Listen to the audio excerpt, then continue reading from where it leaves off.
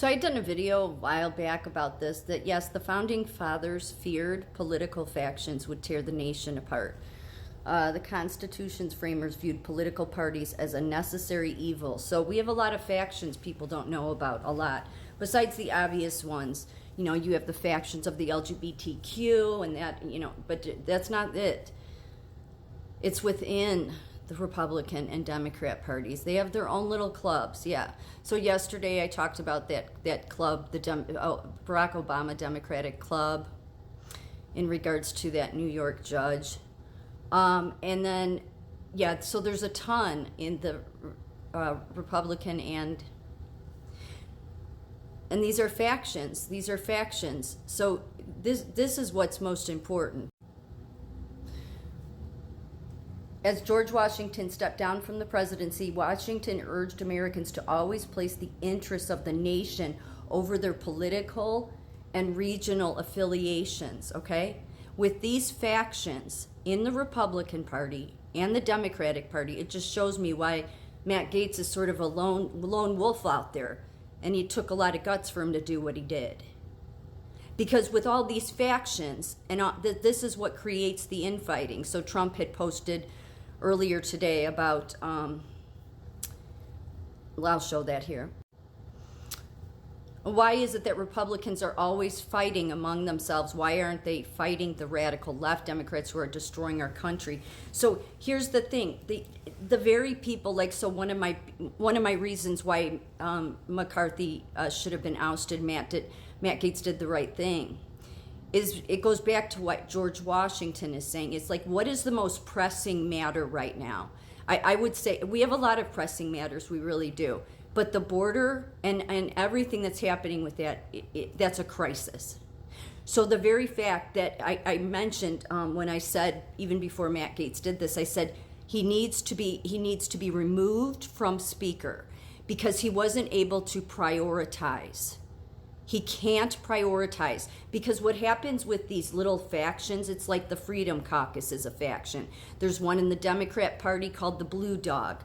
But there's more than that in them. There's the moderate Democrats, and there's really not, in my opinion, but, okay? There's the moderate Democrats, the moderate Republicans, the liberal Republicans, the liberal Democrats, the progressive Republicans, yeah. And so with all of these factions, especially when they form their clubs within, so they've been voted in, and then they create their little groups. Yeah, and sometimes they cross over, but they're kind of in their little groups. Like Rand Paul is your libertarian Republican, but yeah, it's like the whole political system. So let me show you. So this is the House Freedom Caucus, the people that hate, that most of them hate Matt Gaetz. So you could see they were I hated some Republicans or even Democrat might remember the Tea Party. I hated the Tea Party. I did. I'm like, what's the point to you? What is the point at all? Like they end up serving no role except being fools, okay? And many times don't know how to prioritize. Do not know how to prioritize what's most important and placing that first. So yeah, this is the Freedom Caucus. There's a lot to say about the Freedom Caucus because they've gone back and forth in their support of Trump, which, I mean, is one thing. Like, you could disagree with Trump, but for them to go back and forth with their support just tells me that they're just about their own agenda. So when people go to Washington serving only their own agenda, which I think McCarthy did, and I think most of them do, then what ends up happening is that you don't have a country that's governed properly.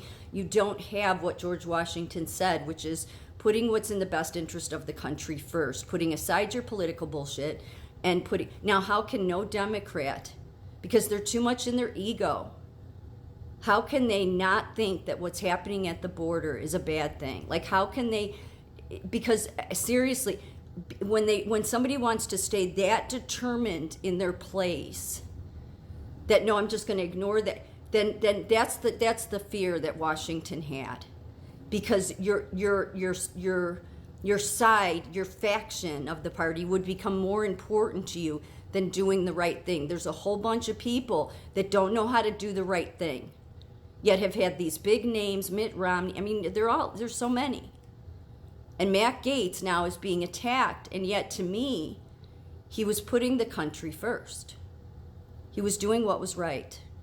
We don't need to continue down this lie of whatever Mark Levin says, whatever these people have their own factions of what they want, many of them just wanting that same establishment government, which doesn't matter if it's Democrat or Republican. They're just happy with the status quo of the establishment. That's one of the biggest problems we have. So as far as this goes, this Freedom Caucus, these are the people that supposedly they hate Matt Gaetz for what he did, right? Yeah, well, Matt Gaetz did the right thing. I don't care what anybody says. The Freedom Caucus, also known as the House Freedom Caucus, is a congressional caucus consisting of Republican members of the United States House of Representatives. It is generally considered to be the most conservative and farthest right bloc within the House Republican Conference. The caucus was formed in January 2015 by a group of conservatives and Tea Party movement members. I hated the Tea Party. John McCain was in the Tea Party. With the aim of pushing the Republican leadership to the right. Bullshit. Its first chairperson, Jim Jordan, described the caucus as a smaller, more cohesive, more agile, and more active group of conservative representatives. Why do you guys got elected? Why exactly do you all have to form your little groups within the House? That right there is creating a bunch of factions. You're part of the problem.